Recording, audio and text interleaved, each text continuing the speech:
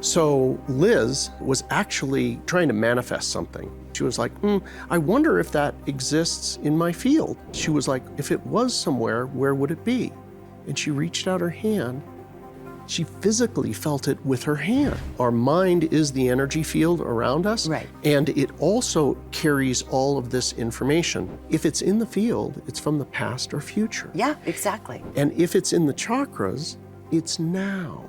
Think of whatever that biggest thing that you want to manifest. Just relax and ask yourself, if it was somewhere, where would it be? There is magical thinking, and then there is true functional magic.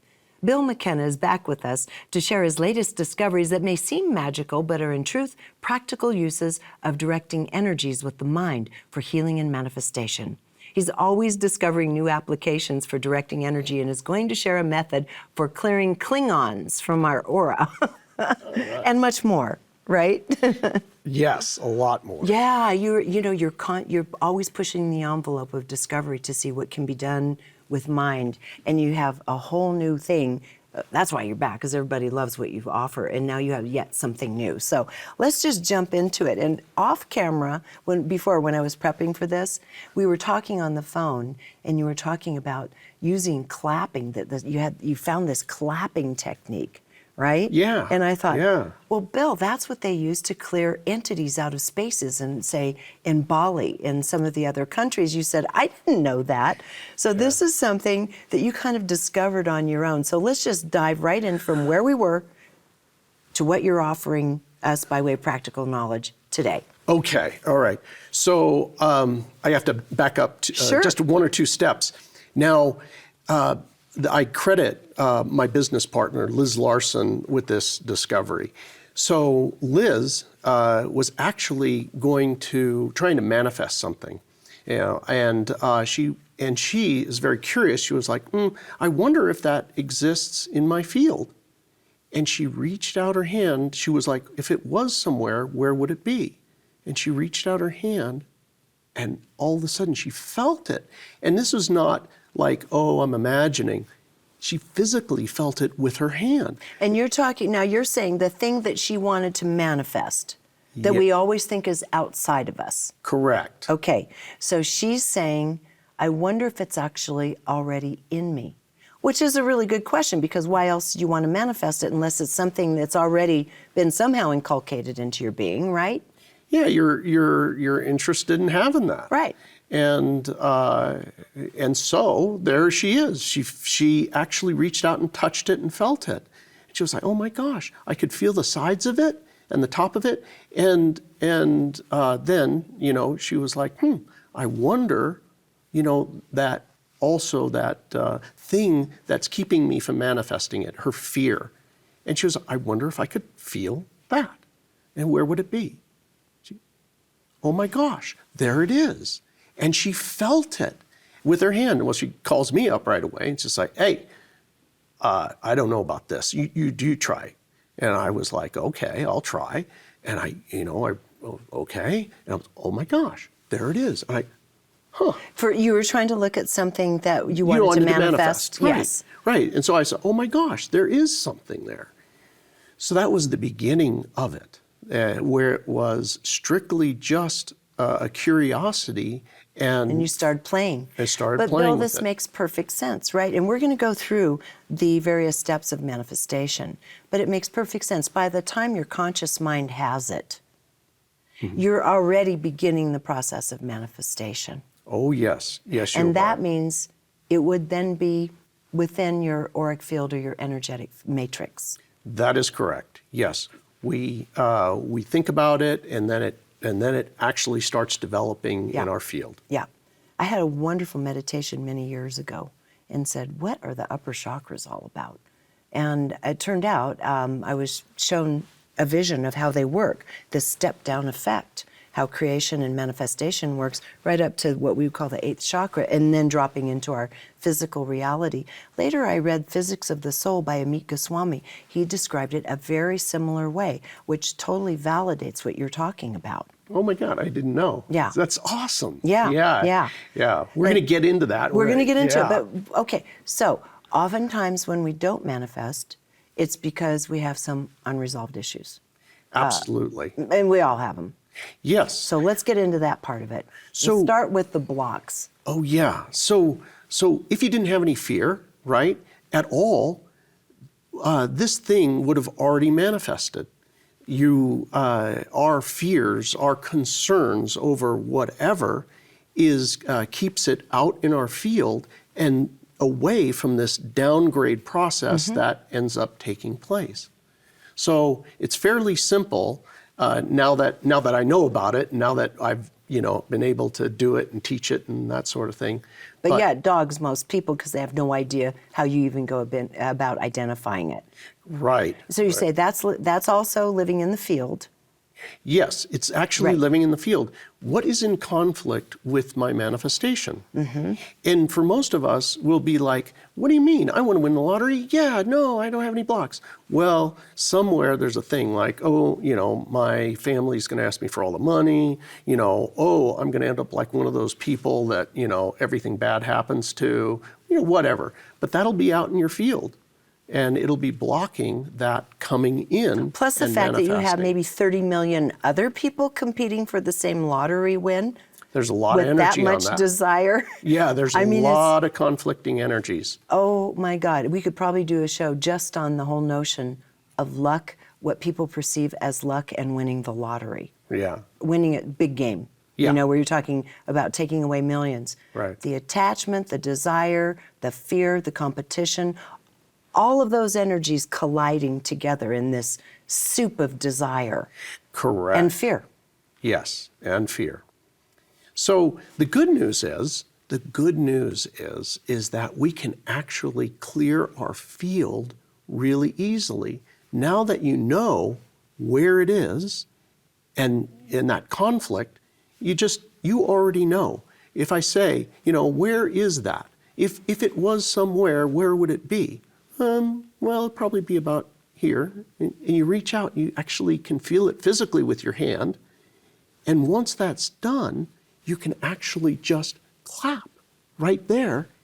And once you And clap, say, Klingon be gone. you don't have to even say, you don't have to say anything. You literally just clap. Yeah.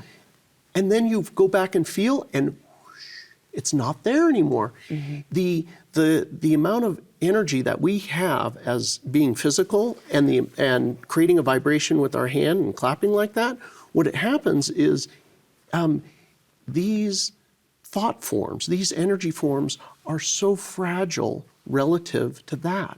I didn't think that. I thought, oh my gosh, this is overwhelming. It's a dark energy. It's going to take a lot. And if you're trying to deal with it with thought and energy, it is. But if you came at it from the physical aspect and just clapped, poof, and you literally will feel it. Okay, so this is what's coming up in my mind as you're speaking. So this challenge, whether it be a person or a belief or a fear that you've self-generated, you clap and then you can get it to dissipate. What about the thing that created it to begin with in the subconscious? Isn't it going to try to regenerate the same thing? Amazing, an amazing thing. So yes and no. So on the yes side, and this is the yeses most of the time. So we have our physical brain, right? And then we have our mind. Our mind is the energy field around us. Right. And it also carries all of this information. All subconscious memory, everything, All of it. Experience. All of it is right there in that field. So when people do this, literally clap it out, the most amazing thing, it is so natural, they just start to feel differently. I always ask them, how do you feel now? How do you feel about that now? Even just a few minutes later, I give them just a minute or two for the body to start absorbing new energy. And what happens is they will say, oh, well, it's just not as big of a deal. I feel lighter. Or it'll be a new idea. It's like, oh, why didn't I think of that? Here's the resolution. So here we have an active choice that we've made that's no longer serving us. It's come to our awareness. We're physically connecting with it, and we're actively choosing to release that from ourselves. Yeah. And then we're taking action of a vibrational nature, harsh vibrational nature, really. Clapping is quite a loud sound. Yeah. And we're dissipating, but it's really the choice point that we're done with that. Yeah, you're ready to let go of it. You're ready to let and you're doing something physical too. And there's a vibration. Absolutely. Okay, so you say that when you actually connect with it, it has kind of a sponginess about it or so? Yeah. Because I'm thinking if we can have people right now just take a moment while they're watching this. Oh, I love it. Just take a breath. Let's have people take a breath right now. And first, do we want to look at something you want to manifest or what might be blocking us by way of fear? And then we'll do the other. Let's start with what's blocking you. Okay. Okay, what's blocking you from manifesting? Right. So think of whatever that biggest thing that you want to manifest today. That's your big thing, right? And now what you do, don't search all over, just relax and ask yourself, if it was somewhere, where would it be? Mm-hmm. And reach your and then hand you start out. Feeling around. Well, you reach your hand out to that place where you think it should be, and keep your mind on it. You'll see. You just feel right in that neighborhood, and you'll feel like an air sponge or like a thickness, just a thickness there. And then, as soon as you do it, you can actually put your hand right in the middle of it. It doesn't take much. You'll feel it, and this is physical. Okay, now that's interesting because I see that you're reaching out with your left hand. I'm dyslexic somewhat, so I get my right and left mixed up. That was your left hand. Yeah. Because I'm noticing this is my left hand and you're mirroring me. Oh. So we're both reaching out with our left hand. Now this gets to something we were going to talk to a little bit later, but it makes perfect sense. If you look at Eileen McCusick's work, right? Yes. Okay. It's the left side of the body, as I recall, I had a session with her. It was the left side of the body that was measured with the tuning forks as the tree rings of our experiences and our trauma and joys in life. Yes. So it would make sense that you're kind of, it doesn't mean it has to live there, but the way that's broken down is this is your history. And this is how it's actually affecting the right side, how it's showing up and functioning in your life now. Okay. Right? Okay. Well, Then you can tell whether it's from the past or it's dogging you in the moment. I'm just playing with you. Yes. Well, her research is just awesome. It is awesome. I just love her work. Yeah. She's awesome. Yeah.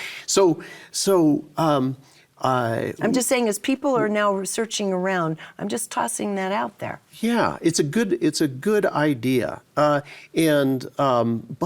what I say is just let go and just feel Just whatever feel. comes to you. Yeah. Who knows why it is where it is, but Eileen's work is just so awesome because she has an awful lot of research over many decades. Yeah, and I just noticed both of our left hands went out, and Yeah. I thought, it's like it's naturally searching for something that is in our history. Yes. Yeah. And one of the things I love about her work is that and this is something that she actually participated in this, she helped out, which is if it's in the field, it's from the past or future. Yeah, exactly. And if it's in the chakras, it's now.